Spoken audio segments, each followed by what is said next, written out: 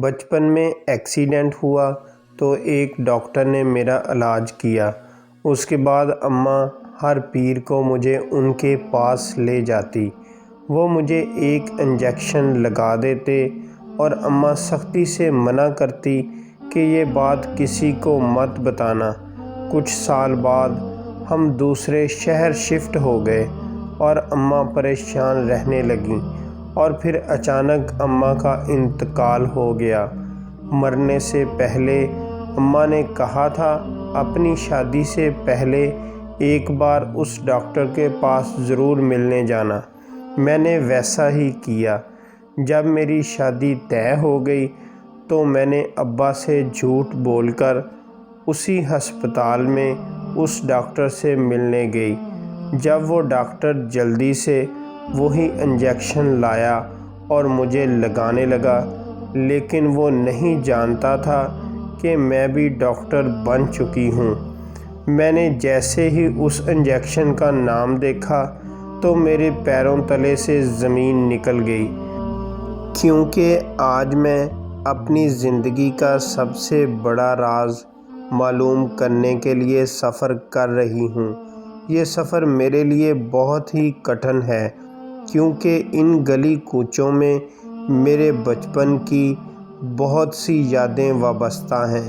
چند ایک خوشگوار یادیں ہیں، باقی سب سوئی کی طرح چبھتی ہوئی دردناک یادیں ہیں۔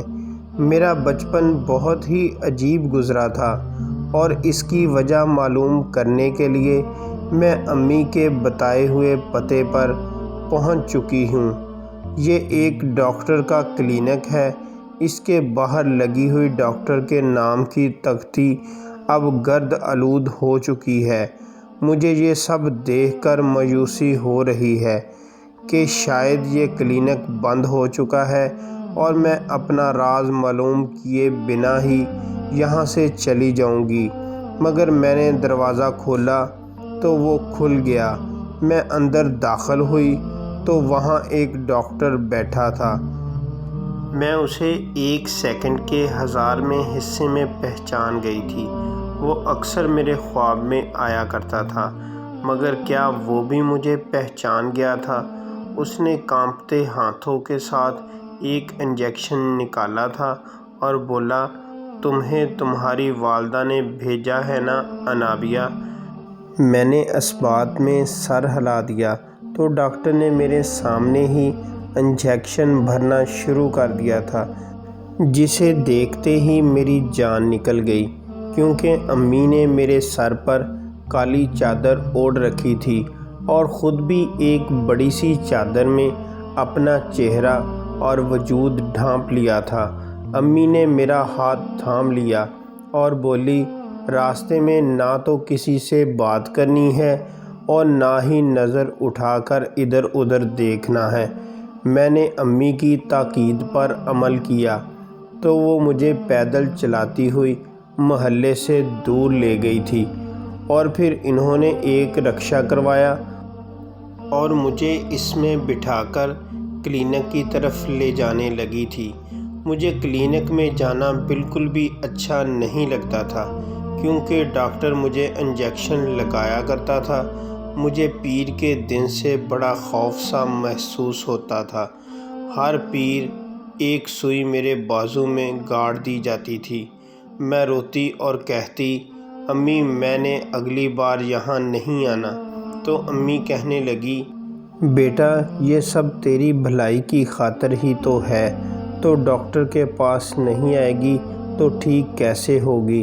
تب میں امی سے سوال کرتی، امی مجھے کون سی بیماری ہے؟ تو امی مجھے گھور کر دیکھنے لگتی تھی۔ امی کہتی، منہ بند کرو اپنا، اس چیز کے متعلق کبھی کسی سے بات مت کرنا، اپنے باپ کو بھی اس کے بارے میں آگاہ مت کرنا، نہیں تو بڑا پچھتاؤ گی۔ امی مجھے ہمیشہ مبہم سا جواب دے دیا کرتی تھیں۔ انہوں نے کبھی میرے اندیشوں کو دور کرنے کی کوشش نہیں کی تھی۔ اس وقت میں 9 برس کی تھی۔ اتنا تو میں بھی جانتی تھی کہ یہ انجیکشن مجھے پہلے نہیں لگایا جاتا تھا۔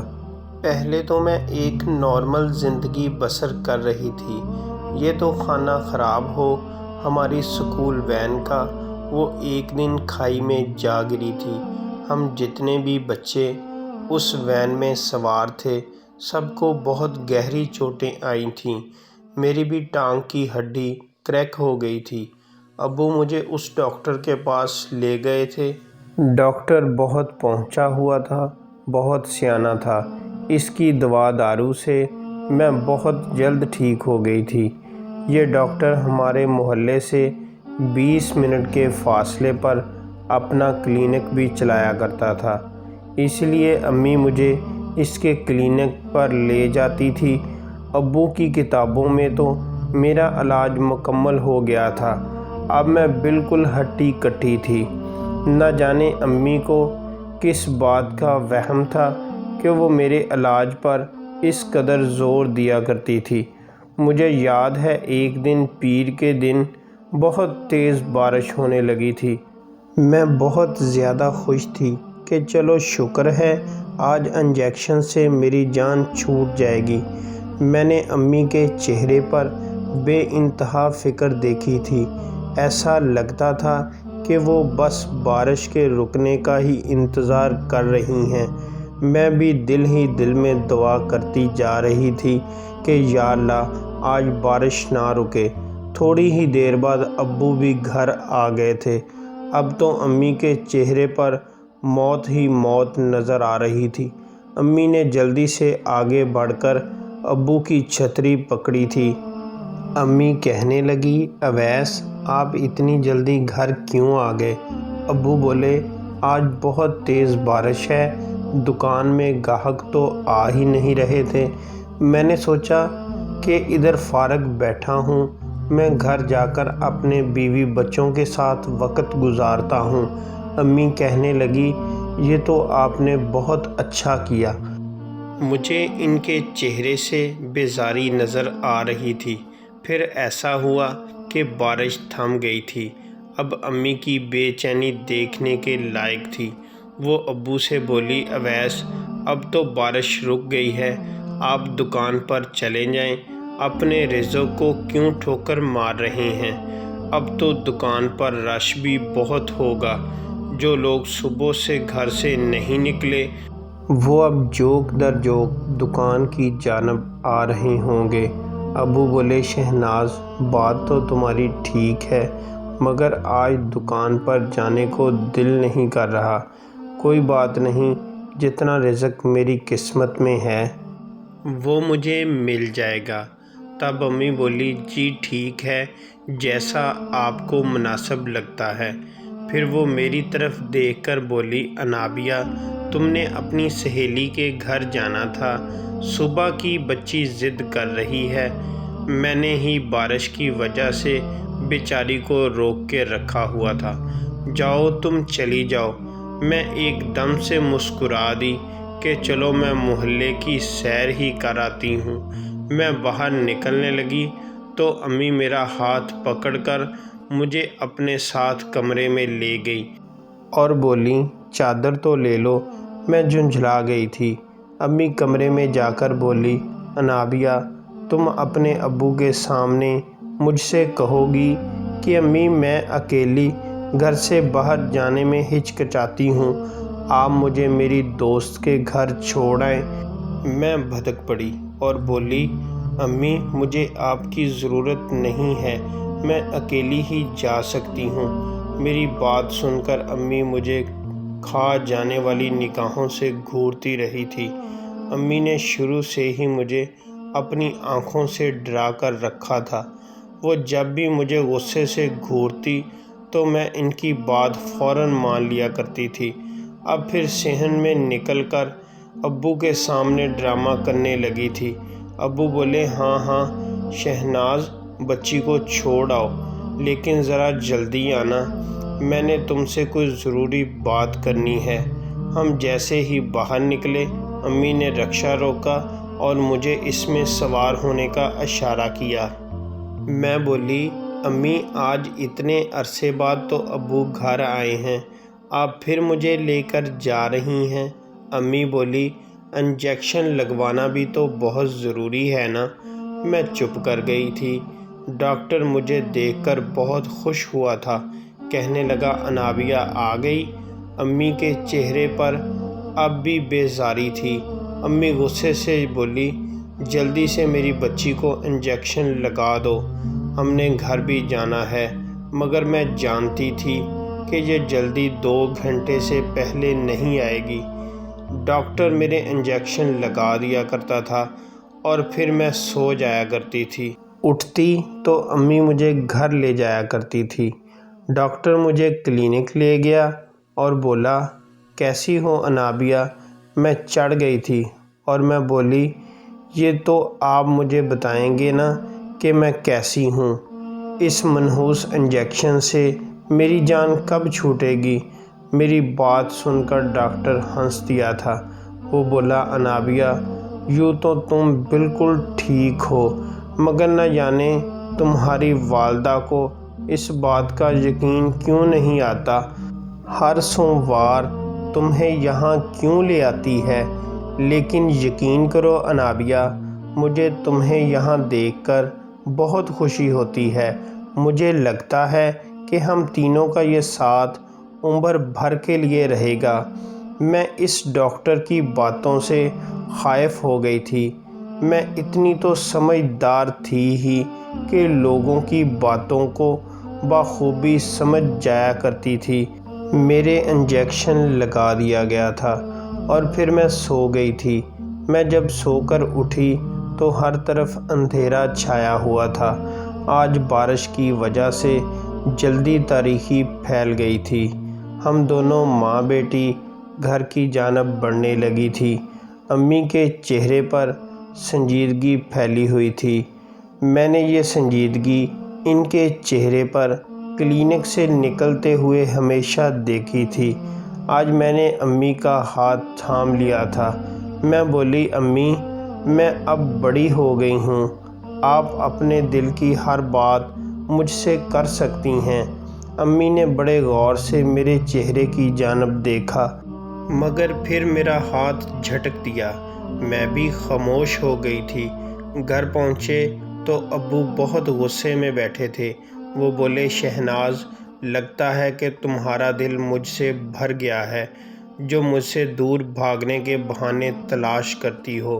امی بولی، ارے اویس ایسی بات نہیں ہے، یہ انابیہ ہی ضد کر رہی تھی کہ آپ میرے پاس بیٹھ جائیں، تبھی تو اس کے پاس بیٹھ گئی۔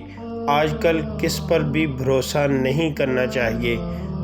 جوان بچی کا معاملہ ہے، کل کو کوئی اونچ نیچ ہو گئی تو آپ مجھ سے ہی سوال جواب کریں گے کہ میں تو دکان پر ہوا کرتا تھا، بچی تمہارے پاس چھوڑ کر جایا کرتا تھا۔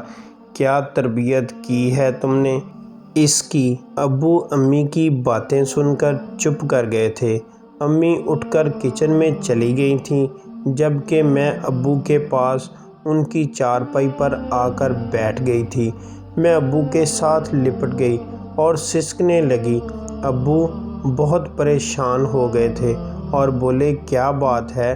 میں بولی، ابو مجھے یہ محلہ اچھا نہیں لگتا، آپ کو میرے سر کی قسم آپ مجھ سے وجہ دریافت نہیں کریں گے، بس میری بات مان لیں، ہم یہ محلہ چھوڑ جاتے ہیں۔ ابو ایک بات کہوں، اگر ہم یہ شہر ہی چھوڑ جائیں گے تو اور زیادہ اچھا ہوگا۔ ابو میری باتیں سن کر پریشان ہو گئے اور کہنے لگے، بیٹی بے فکر ہو، اپنی پریشانی کی وجہ بتاؤ، میں تمہیں ستانے والوں کا منہ توڑ دوں گا۔ میں بولی، ابو آپ کو قسم ہے، ان باتوں کا تذکرہ امی سے بھی مت کریے گا اور نہ ہی انہیں پہلے سے آگاہ کیجیے گا کہ ہم یہاں سے جا رہے ہیں۔ آپ نے جو بھی کرنا ہے مکمل رازداری سے کرنا ہے۔ ابو نے میرے سر پر ہاتھ رکھ دیا اور بولے، میری بچی تم فکر مت کرو، جیسا تم کہو گی ویسا ہی ہوگا۔ میں ابو سے بات کر کے جلدی سے اٹھ کر اپنے کمرے میں چلی گئی تھی تاکہ امی کو کسی قسم کا कोई शक न हो। खाना हम सब ने मिलकर ही खाया था। अब्बू के चेहरे पर बहुत ज़्यादा परेशानी झलक रही थी, जो मेरी आंखों ने तो देख ली थी, मगर मेरी अम्मी की आंखों से ओझल ही रही थी। शायद अम्मी अपने मसले मसाइल में उलझी हुई थीं। खैर, इस रात मैं सोचती रही थी कि मैंने एक पल में इतनी बड़ी बात कैसे कर दी थी। मैंने अपनी परेशानी का हल कैसे निकाल लिया था, और इसका जवाब मेरे पास ही था कि मुझे डॉक्टर की बातों ने ख़बरदार कर दिया था। खैर, इस रात मैं ज़िंदगी में पहली बार बहुत सुकून से सोई थी, क्योंकि मुझे अब सोमवार का कोई ख़तरा नहीं था। इतना तो मैं जानती थी कि अगले पीर से पहले पहले अब्बू कोई ना कोई इंतज़ाम कर ही लेंगे। मैं जानती थी कि अपनी लगी लगाई रोज़ी को छोड़कर हिजरत करना बहुत मुश्किल है, मगर मैं तब बहुत छोटी थी। मेरे नन्हे से जहन में इसके अलावा कोई हल नहीं आया था। ये जुमेरात की बात है। अब्बू 12 बजे ही घर वापस आ गए थे। अम्मी इस कदर हैरान हुई थी, क्योंकि अब्बू कभी भी इस वक्त घर नहीं आते थे। अब्बू बोले, शहनाज, जल्दी जल्दी अपना सामान पैक कर लो, हम आज शाम 4 बजे की बस से रावलपिंडी जा रहे हैं। अम्मी बहुत ज़्यादा परेशान हो गई थीं। वो कहने लगी, क्यों, खैर तो है? अब्बू बोले, सब खैर है, बस इस्लामाबाद से अपना दाना पानी उठ गया है। अम्मी बोली, ये कैसी बातें कर रहे हैं अवैस, हम अपना ठिकाना छोड़कर क्यों जाएं? तब अब्बू बोले, यहाँ मेरी ज़िंदगी को ख़तरा है, यहाँ से जाना ही पड़ेगा। अम्मी अब्बू की बात सुनकर बेबस हो गईं। अब ना चाहते हुए भी इनके पास इनकार की कोई गुंजाइश नहीं थी, इसलिए वे उठकर अपने कपड़े वगैरह समेटने लगी। मैंने कहा, अब्बू, क्या आप सच कह रहे हैं? अब्बू ने अपना शफ़क़त भरा हाथ मेरे सर पर रखा और बोले, तुम मेरी ज़िंदगी हो मेरी बच्ची, तुम्हें ख़तरा है तो समझो मेरी ज़िंदगी को ख़तरा है। मैं अब्बू की बात सुनकर हंस दी। जब अम्मी सामान पैक करते हुए रोती चली जा रही थीं और यूँ हम इस्लामाबाद को हमेशा हमेशा के लिए खैरबाद कहकर रावलपिंडी शिफ्ट हो गए, मैं इस बात से बहुत खुश थी और बहुत मुतमिन भी। अब्बू की रोज़ी भी शायद यहीं पर लिखी हुई थी। इन्होंने अपनी दुकान बेचकर जो रकम मिली किसी बिज़नेस में पार्टनरशिप में लगा दिए। अल्लाह ताला ने इन्हें खूब मुनाफा दिया। हम रातों रात अमीर हो गए। पहल तो अम्मी यहाँ आकर उदास रहा करती थीं, मगर फिर वो भी खुश हो गई थी। यहाँ आकर एक बार भी अम्मी मुझे किसी डॉक्टर के पास नहीं लेकर गई थी। डॉक्टर हजरात से भी मेरा डर ख़त्म हो गया था। तब अब्बू ने मुझसे एक दिन अपनी ख्वाहिश का इजहार किया। वो बोले, मेरी बच्ची, मेरी बहुत बड़ी ख्वाहिश है कि तुम डॉक्टर बन जाओ। अब्बू की बात सुनकर मैं हैरान हो गई थी। मैं बोली, मगर? अब्बू ने अगर मगर छोड़ो। मैं हमेशा अल्लाह ताला से दुआ किया करता था वो मेरे सरमाए में बरकत डाल दे, ताकि मैं अपनी बेटी को पढ़ा लिखा सकूं। एक दुकान से तो मैं तुम्हारे लिए ये सब नहीं कर सकता था। अल्लाह ताला ने मेरी दुआएं सुन ली बेटी, अब तुम भी मेरी बात मान लो। मैंने अब्बू की बात मान ली। मैं दिन रात मेहनत करने लगी। मेरा एडमिशन मेडिकल कॉलेज में हो गया।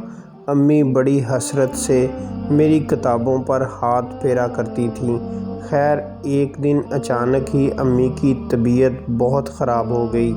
मैं बहुत घबरा गई थी।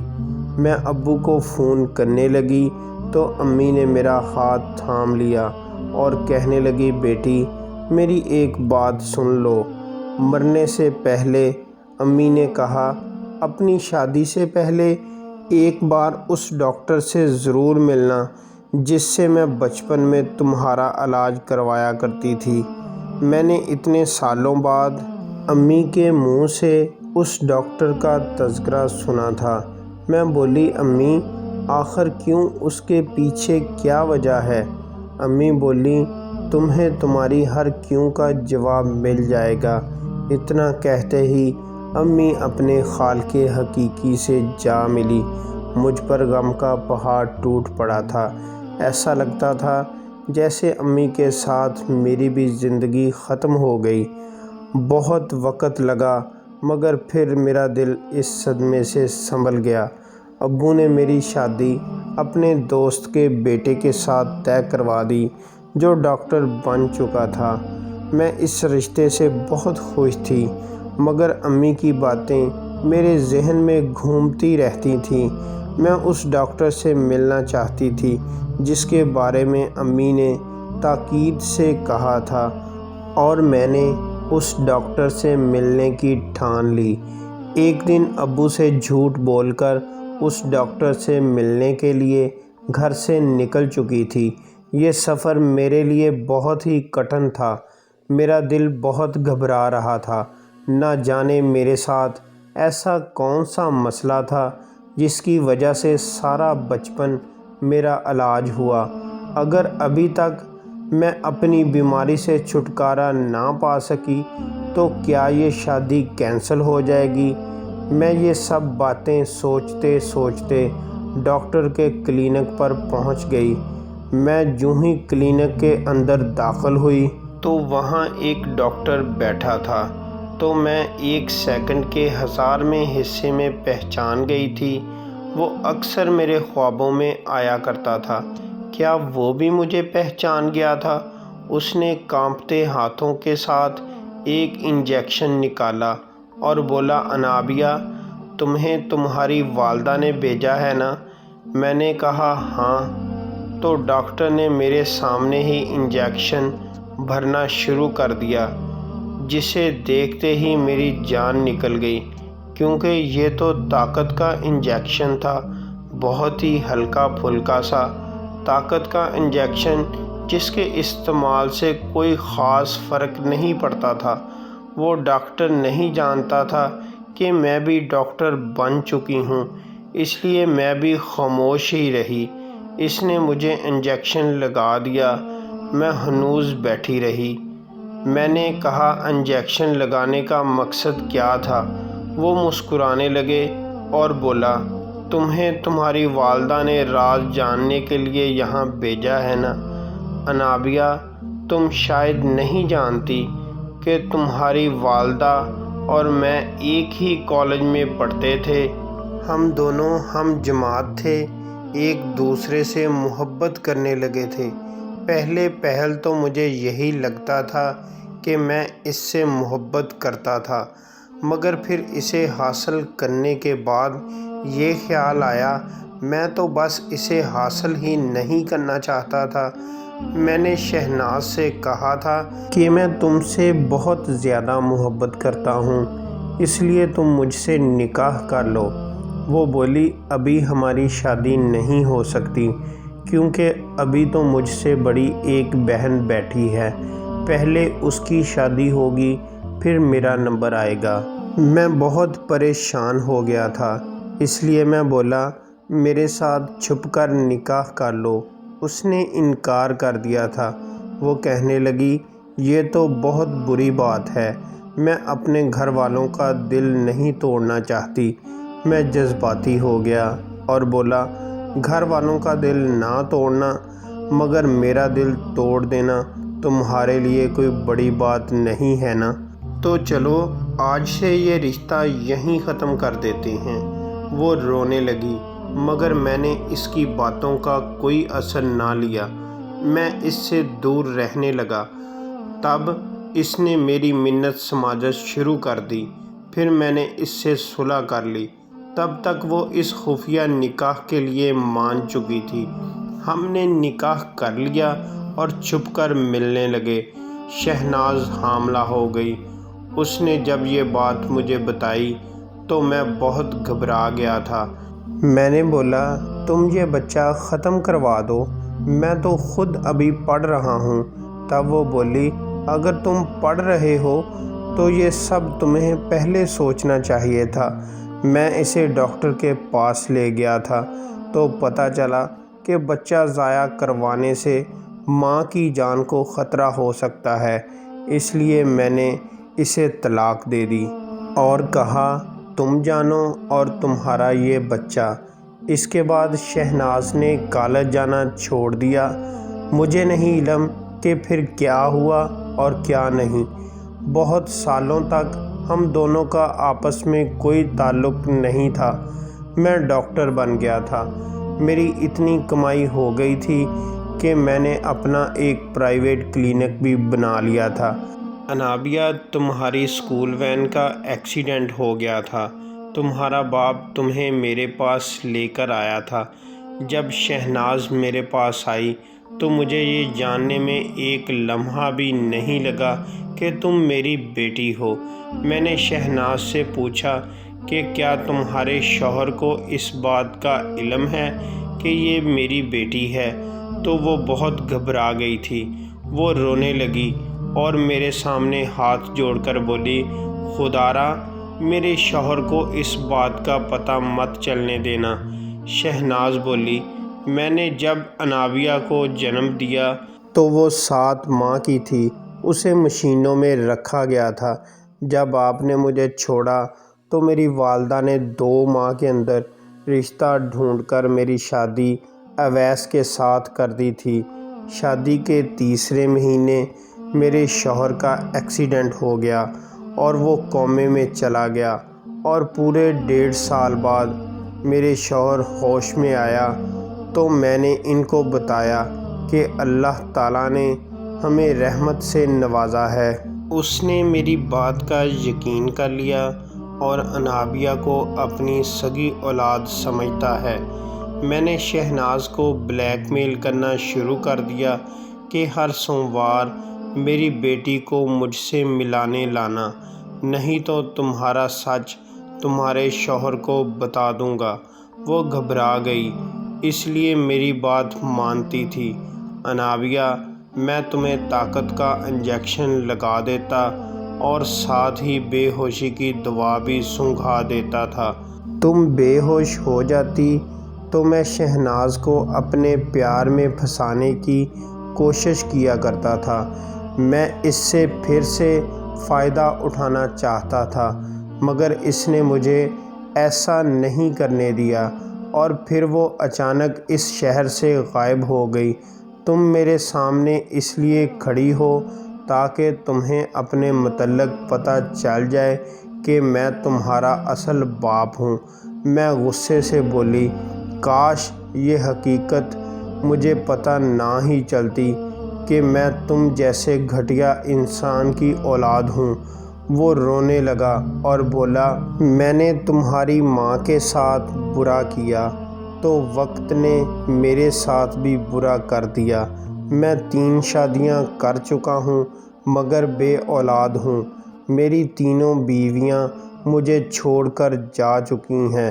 اب میں در در کی ٹھوکریں کھانے کے لیے رہ گیا ہوں۔ میری بچی، تم مجھے تنہا چھوڑ کر مت جاؤ۔ میں ہنس دی اور بولی، اسے مکافات عمل کہتے ہیں، ذرا اس کا مزہ چکھو۔ اتنا کہہ کر میں وہاں سے نکل آئی۔ میں اپنے باپ کا مان نہیں توڑنا چاہتی تھی، اس لیے میں نے اپنے منگیتر سے بات کی اور کہا نکاح کورٹ میں کر لیں گے اور شادی دھوم دھام سے والدین کی رضا سے کریں گے۔ میں نے اسے اپنی سچائی بتا دی تھی۔ اس نے میرا مان رکھ لیا تھا۔ میں اکثر سوچتی ہوں کہ دنیا میں کچھ لوگ دوسروں کو تکلیف پہنچانے کے لیے آتے ہیں، جیسا کہ میرا سگا باپ، مگر جہاں برے لوگ ہیں وہاں اچھے لوگ بھی ہیں، جیسے میرا سوتیلا باپ۔ اس نے ہمیشہ میری ماں کی غلطیوں کو درگزر کیا اور ہمیشہ میری ماں کو خوش رکھا۔ اپنے پیار کو پاک اور صاف رکھیں اور ان کو اپنا نام دیں، اپنی عزت بنائیں، نہ کہ ان کو رسوا کریں۔ اگر آپ کو آج کی کہانی پسند آئی تو اسے لائک کریں اور اپنے دوستوں میں شیئر کریں۔